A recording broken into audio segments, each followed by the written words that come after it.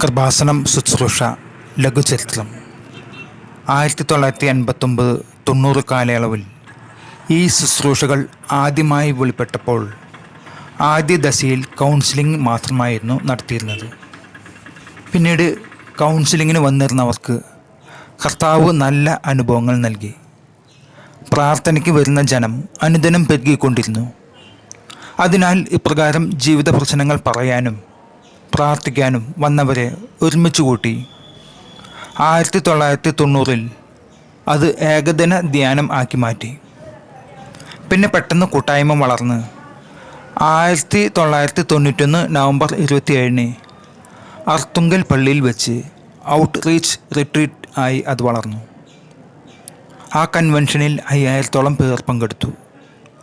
ഒരു മാസം തികയവേ 1991 ഡിസംബർ 21 കടലോര കൃപാവര യജ്ഞം എന്ന പേരിൽ വലിയ തീരദേശ കൺവെൻഷൻ ആയി അത് കർത്താവ് ഉയർത്തി. തുടർന്ന് 1991 ഏപ്രിൽ മാസത്തിൽ അന്യം നിന്ന് പോയ കടലോര സാംസ്കാരിക പഴമകളുടെ പുനരുദ്ധാരണ പദ്ധതി കൂടി കർത്താവ് കൂട്ടിച്ചേർത്തതോടെ ഈ ശുശ്രൂഷകൾക്ക് ഒരു മേൽവിലാസം കൊടുക്കുന്നതിൻ്റെ ഭാഗമായാണ് കൃപാസനം എന്ന പേര് കർത്താവ് വെളിപ്പെടുത്തിയതുപോലെ, അതായത് ചിന്തിക്കാതെ ആലോചിക്കാതെ കർത്താവ് മനസ്സിൽ തന്നത്. അതെ, കൃപാസനം എന്ന ശുശ്രൂഷയുടെ പേര് കർത്താവ് തലക്കെട്ട് ഇട്ട് തന്നതായിരുന്നു. അതേക്കുറിച്ച് ബഹുമാനപ്പെട്ട ജോസഫ് അച്ഛൻ പറയുന്നത് ഇങ്ങനെയാണ്: കൃപാസനം എന്ന ശുശ്രൂഷയുടെ പേര് കർത്താവ് തലക്കെട്ട് ഇട്ട് തന്നതാണ് എന്ന് ഞാൻ പല കുറി പൊതുസമൂഹത്തോട് തന്നെ വെളിപ്പെടുത്തിയിട്ടുള്ളതാണ്. 1991 ഡിസംബറിലാണ് കൃപാസനം എന്ന പേര് ശുശ്രൂഷ കാര്യങ്ങൾക്ക് ഉപയോഗിക്കാൻ തുടങ്ങിയത്. കൃപാസനത്തിൻ്റെ ആഭിമുഖ്യത്തിൽ നയിക്കപ്പെട്ട അനേകം ശുശ്രൂഷകൾ എല്ലാം അഭിഷേക വിജയം കൈവരിച്ചപ്പോഴാണ് കൃപാസനം എന്ന ദൈവം തന്ന ആ ദിവ്യനാമത്തിൻ്റെ പൊരുൾ അന്വേഷിക്കാൻ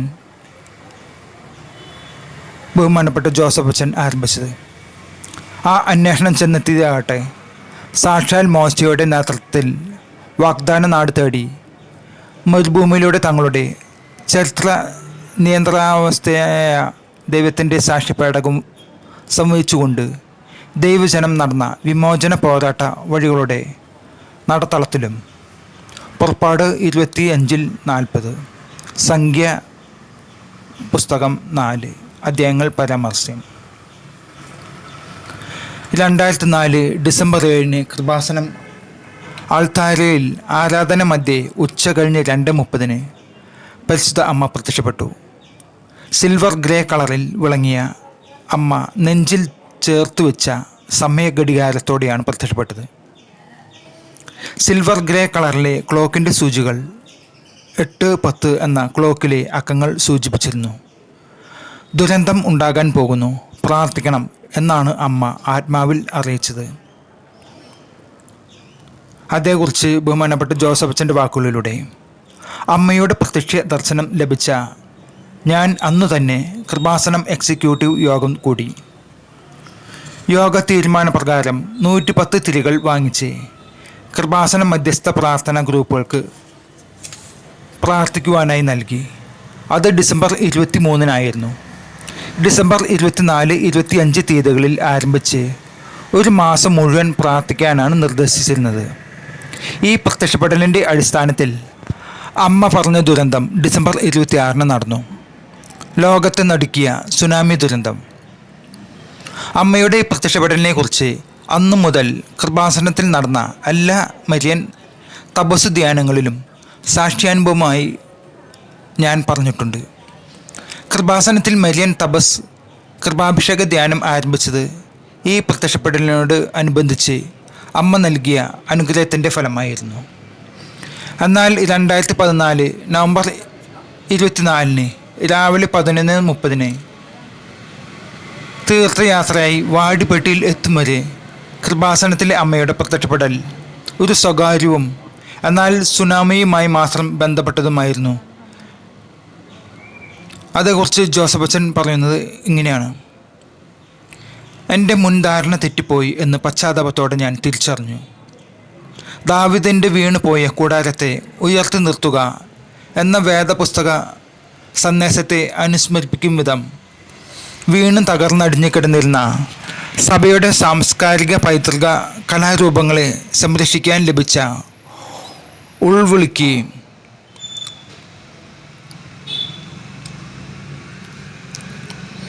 1990 മുതൽ തന്നെ ഞാൻ പ്രാർത്ഥനാപൂർവം പ്രത്യുത്തരം നൽകിയിരുന്നു.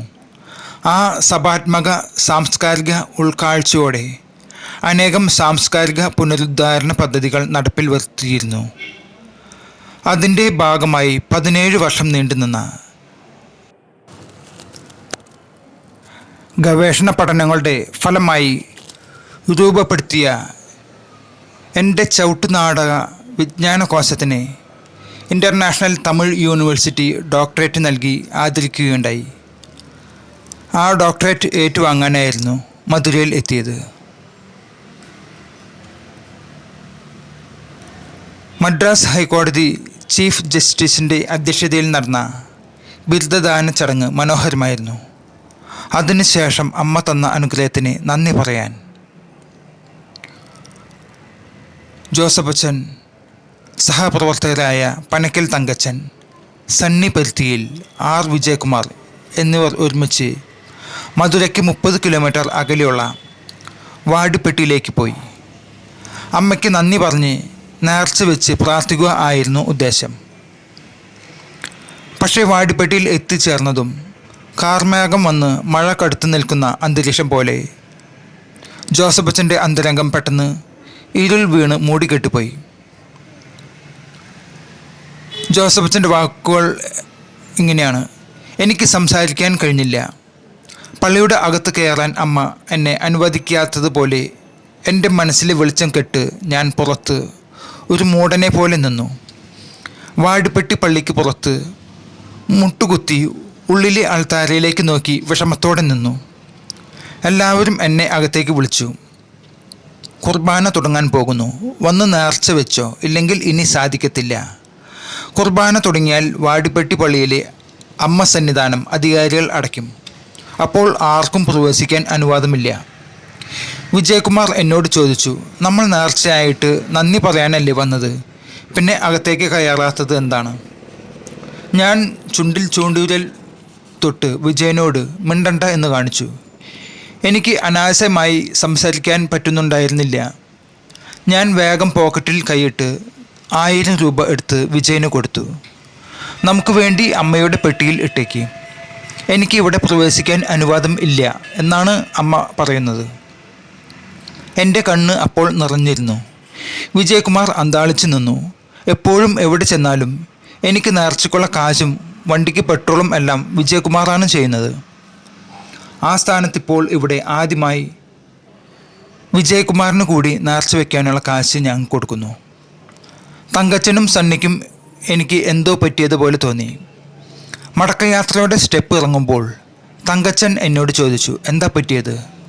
ഞാൻ പതുക്കെ പറഞ്ഞു, എനിക്ക് അകത്തേക്ക് കയറാൻ അനുവാദം ഇല്ല എന്ന് അമ്മ മനസ്സിൽ രൂക്ഷമായി തോന്നിച്ചു. അകവും പുറവും തളർന്നതുപോലെ തോന്നി. ഇവിടെ വാടിപ്പെട്ടിയിൽ ഞാൻ പ്രത്യക്ഷപ്പെട്ടതിനേക്കാൾ വ്യക്തവും പ്രത്യേക ലക്ഷ്യത്തോടെയുമാണ് കൃപാസനത്തിൽ ഞാൻ പ്രത്യക്ഷപ്പെട്ടത്. എന്നിട്ട് നീ അതിന് അർഹമായ പ്രാധാന്യത്തോടെ പൊതുജനങ്ങളുടെ ആത്മീയ ഉണർവിനായി, ജീവിത സന്ധിപ്പിനായി വേണ്ട യോഗ്യതയോടെ സഭാ സമൂഹത്തെ ബോധ്യപ്പെടുത്തി ആ ദൈവിക ദൗത്യം ഫലപ്രദമായി തിരുസഭയ്ക്കും പൊതുജനങ്ങളിലും എത്തിച്ച് ദൈവഹിതം നിറവേറ്റി ദൈവമഹത്വം കരയറ്റാൻ ഒന്നും ചെയ്തില്ല. ഇനി നീ മരിക്കുമ്പോൾ നിനക്കിത് ഉത്തരിപ്പ് കടമാകും. നിൻ്റെ സ്ഥാനത്ത് വേറെ ഒരു ദൈവ പൈതലനാണ് ഞാൻ. എന്നെ ഇതുപോലെ പ്രത്യക്ഷ ദർശനം നൽകിയിരുന്നെങ്കിൽ ആ പ്രത്യക്ഷപ്പെടലിൻ്റെ ദൈവിക ലക്ഷ്യം ഇതിനകം സ്വാർത്ഥകമാക്കിയേനെ. അപ്പോൾ ആകസ്മികമായി ആത്മാവിൽ ഉയർന്നു വന്ന ഈ ഉൾവികാരം ഒരു ആവി പോലെ എന്നെ അലട്ടി. വിജയകുമാറിനെ കോയമ്പത്തൂരിലേക്ക് യാത്രയാക്കി ഞങ്ങൾ നാട്ടിലേക്ക് മടങ്ങുകയായിരുന്നു. എന്തേലും ചെയ്ത് പറ്റുവച്ചായ, ഞാൻ വ്യസനത്തോടെ തങ്കച്ചനോട് പറഞ്ഞു. സണ്ണി ആയിരുന്നു അപ്പോൾ ഞങ്ങളുടെ വണ്ടി ഓടിച്ചിരുന്നത്. ഞങ്ങൾ 3 പേരും എന്താണ് ചെയ്യുക എന്നതിനെക്കുറിച്ച് ആലോചിച്ചു. എങ്കിലും ഒരെത്തും പിടിയും കിട്ടാതെ മുന്നോട്ട് പോയപ്പോൾ തങ്കച്ചൻ പതിവ് പോലെ ജപമാല ആരംഭിച്ചു. ഞങ്ങൾ കൂടെ കൂടി. 5 മിനിറ്റ് ആയി കാണില്ല, പെട്ടെന്നൊരു പ്രാർത്ഥന പോലെ വാക്കുകൾ എൻ്റെ മനസ്സിൽ വരാൻ തുടങ്ങി. അതെ, അമ്മയോട് പ്രത്യക്ഷപ്പെടലിനെ അധികരിച്ചുള്ള ഒരു കുഞ്ഞു പ്രാർത്ഥന. നാട്ടിൽ വന്ന് അത് വേഗം മനസ്സിൽ നിന്ന് കടലാസിലേക്ക് പകർത്തുന്നതുവരെ എനിക്ക് സമാധാനം ഉണ്ടായില്ല. അമ്മ തന്ന ആ പ്രാർത്ഥന വെറും 5 മിനിറ്റ് കൊണ്ട് ഞാൻ എഴുതി. അതാണ് അനേകായിരങ്ങൾ ചൊല്ലി സാക്ഷ്യം പറഞ്ഞ ആദ്യത്തെ പ്രത്യക്ഷീകരണ പ്രാർത്ഥന. 2 മിനിറ്റിൽ വെളിപ്പെട്ട് 3 മിനിറ്റിൽ എഴുതി തീർന്ന അത്ഭുത പ്രാർത്ഥന.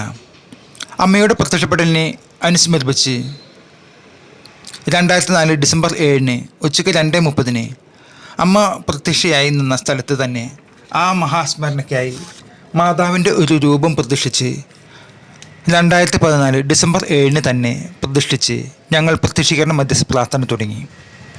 അമ്മ പ്രത്യക്ഷപ്പെട്ടിട്ട് 10 വർഷം തികയുകയായിരുന്നു അപ്പോൾ.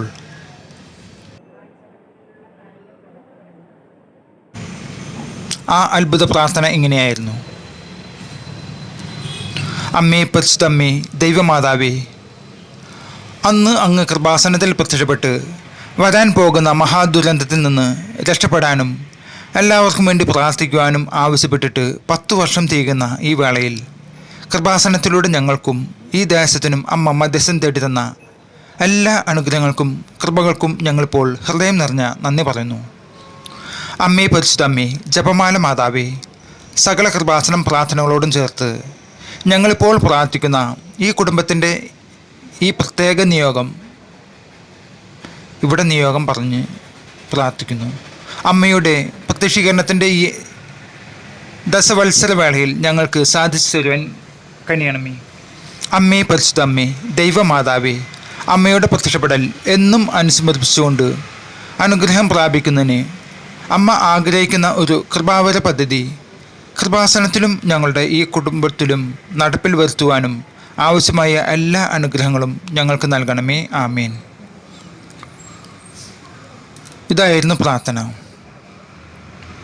വാടിപ്പെട്ടിൽ വെച്ച് പരിശുദ്ധ അമ്മ നൽകിയ ദശവത്സര പ്രാർത്ഥന ചൊല്ലി കൃപാസനത്തിൽ അമ്മ ആഗ്രഹിക്കുന്ന ഒരു കൃപാവര പദ്ധതി വെളിപ്പെട്ട് കിട്ടുന്നതിന് വേണ്ടി അനേകം പേർ പ്രാർത്ഥിച്ചതിന് മറുപടിയായിട്ടാണ് അമ്മ അടുത്ത വേളാങ്കണ്ണി തീർത്ഥാടനത്തിൽ കുർബാന മധ്യേ ഉടമ്പടി പ്രാർത്ഥനയെക്കുറിച്ച് ആത്മാവിൽ അറിയിച്ചത്.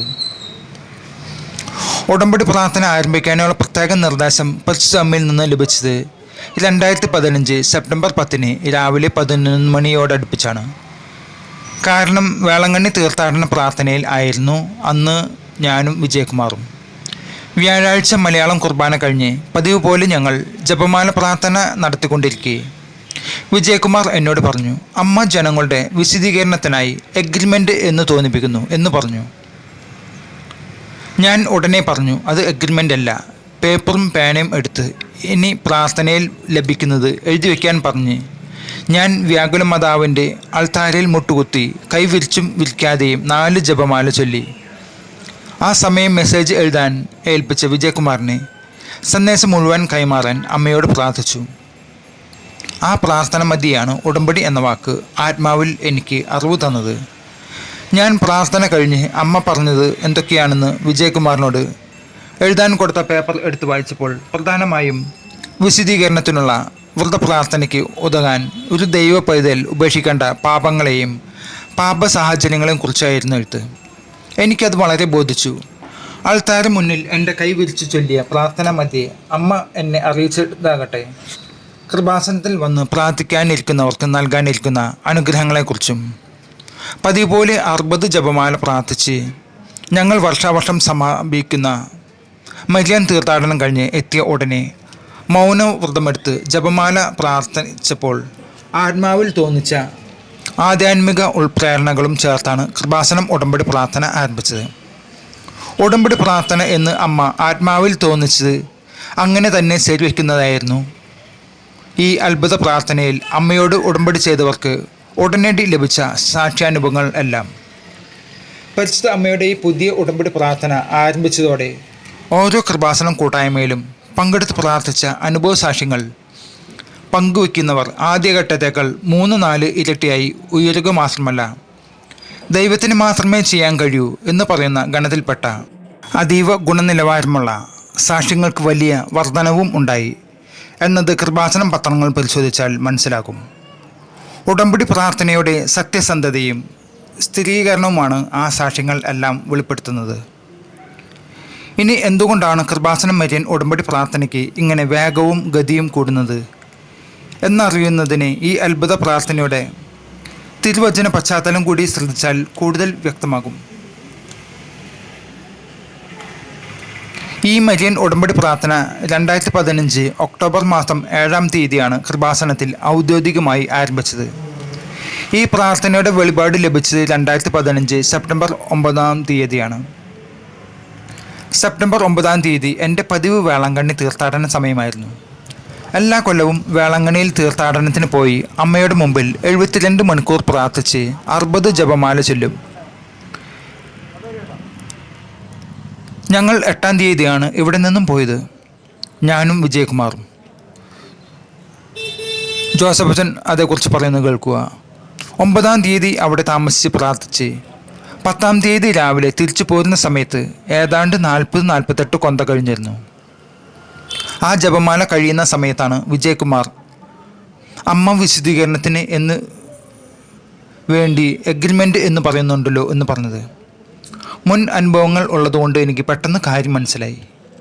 മുൻ അനുഭവങ്ങൾ എന്ന് പറഞ്ഞത് 2011 സെപ്റ്റംബറിൽ ഇതുപോലെ പതിവ് തീർത്ഥാടന പ്രാർത്ഥനയ്ക്ക് വേളാങ്കണ്ണിയിൽ എത്തി ആരാധനയിൽ പങ്കെടുത്ത് നിൽക്കുമ്പോഴാണ് അമ്മ ആശുപത്രിയിൽ സുവിശേഷ പ്രസംഗങ്ങളും സാക്ഷ്യങ്ങളും എത്തിക്കാൻ ഹോസ്പിറ്റൽ മിഷൻ തുടങ്ങാൻ സന്ദേശം തന്നത്.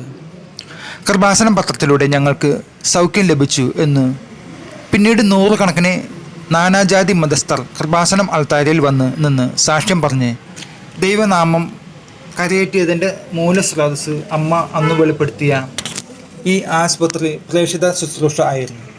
അതുപോലെ ഇനിയും അമ്മ സംസാരിക്കാൻ സാധ്യതയുണ്ടെന്ന് മനസ്സിലാക്കി ഞാൻ ഉടനെ കിഴക്കോട്ട് നടന്ന് വ്യാകുലമാതാവിൻ്റെ അൾത്താരയിൽ ചെന്ന് മുട്ടുകുത്തി കൈവിരിച്ച് പ്രാർത്ഥിക്കാൻ തുടങ്ങി. 4 ജപമാല പ്രാർത്ഥിച്ചു. പ്രാർത്ഥനയ്ക്കിടയിൽ അമ്മ എൻ്റെ മനസ്സിൽ തന്നത് പാപം എന്നല്ല, മറിച്ച് അനുഗ്രഹം പ്രാപിക്കാൻ ജനങ്ങൾ അനുദപിക്കണം എന്നാണ്. ആ അനുഗ്രഹ മേഖലകളാണ് അമ്മ എന്നെ കാണിച്ചത്. വീടില്ലാത്തവർ, സ്ഥലമില്ലാത്തവർ, ജോലിയില്ലാത്തവർ, മാറാരോഗികൾ, ജീവിതം ഗതിമുട്ടിയവർ തുടങ്ങി അനേകം പേർ പെട്ടെന്ന് വിടുതൽ പ്രാപിച്ച് അനുഗ്രഹം കിട്ടുന്നതിനെക്കുറിച്ചാണ് എനിക്ക് വെളിപ്പാട് കിട്ടിയത്.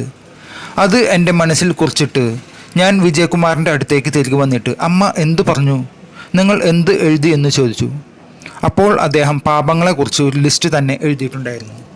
ഞാൻ പറഞ്ഞു, ദൈവമേ, ഇത് തന്നെയാണ് സംഭവം. അത് ഒരു ദൈവവചനമാണ്. അതായത് അമ്മ എന്നോട് പറഞ്ഞത് അനുഗ്രഹം എന്ന്, വിജയകുമാറിനോട് പറഞ്ഞത് പശ്ചാത്താപം എന്നും, അതിൽ നിന്ന് പശ്ചാത്തപിച്ചാൽ അനുഗ്രഹം പ്രാപിക്കും എന്ന സന്ദേശം വ്യക്തമാണല്ലോ. അത് ജോഷ്വ 3:5 തിരുവചനമാണ്. അതെ, നിങ്ങൾ പശ്ചാത്തപിച്ചാൽ നാളെ നിങ്ങളുടെ ഇടയിൽ കർത്താവ് അത്ഭുതം പ്രവർത്തിക്കും. വലിയ സന്തോഷമായി 60 ജപമാലയോളം ചൊല്ലി അവസാനിപ്പിച്ച ശേഷം പിന്നെ തീർത്ഥാടനം കഴിഞ്ഞ് 3 ദിവസത്തെ പ്രാർത്ഥന നിശബ്ദതയും കഴിഞ്ഞാണ് ഞാൻ ഉടമ്പടി പ്രാർത്ഥനയ്ക്ക് സമ്പൂർണ്ണ രൂപം നൽകിയത്. എന്തൊക്കെയോ കാര്യങ്ങൾ സംഭവിക്കാൻ പോകുന്നുവെന്ന് ആത്മാവ് പറയുന്നുണ്ടായിരുന്നു. അതിനെ ക്രോഡീകരിക്കാൻ വേണ്ടി പ്രാർത്ഥിച്ചപ്പോൾ എനിക്ക് 3 കാര്യങ്ങളാണ് അന്ന് ഉടമ്പടിയിൽ നിബന്ധനകളായി മനസ്സിൽ കിട്ടിയത്. അതായത് 3 കാര്യങ്ങൾ നമ്മൾ ദൈവനാമ മഹത്വത്തിനായി ചെയ്താൽ 3 അനുഗ്രഹങ്ങൾ ദൈവം നമുക്ക് തരും. അതാണ് എനിക്ക് അന്ന് കിട്ടിയ പ്രാഥമിക വെളിപാട്. അപ്പോഴാണ് പത്രോസിന് പൂർണ്ണബോധം വന്നത് എന്ന നടപടി 12:11 എഴുതിയിരിക്കുന്ന പോലെ. പിന്നെ കാലാന്തരത്തിൽ എൻ്റെ ഉടമ്പടി പ്രാർത്ഥന അവബോധം വർദ്ധിച്ചു വന്നു. ഇപ്പോൾ അത് പൂർണ്ണതയിൽ എത്തിയിരിക്കുന്നു.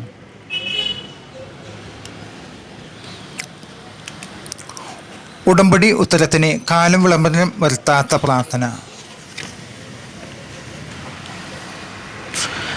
അനുഗ്രഹങ്ങൾക്ക് കാലവിളംബരം വരുത്താത്തത് ദൈവരാജ്യത്തിൻ്റെ നയപരമായ നിലപാട് ആണെന്ന് സുവിശേഷകൻ സൂചിപ്പിക്കുന്നുണ്ട്.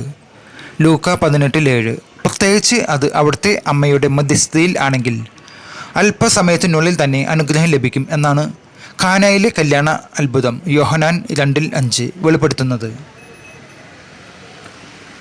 കൃപാസനം ഉടമ്പടി പ്രാർത്ഥനയുടെ പ്രത്യേകത എന്ന് പറയുന്നത് പ്രാർത്ഥനയിൽ വെച്ച വിഷയങ്ങൾക്ക്, പ്രാർത്ഥനാ നിയോഗങ്ങൾക്ക് മറ്റു പ്രാർത്ഥനകളേക്കാൾ എളുപ്പത്തിൽ അനുഗ്രഹം പ്രാപിക്കുന്നെന്നാണ് കണ്ടുവരുന്നത്.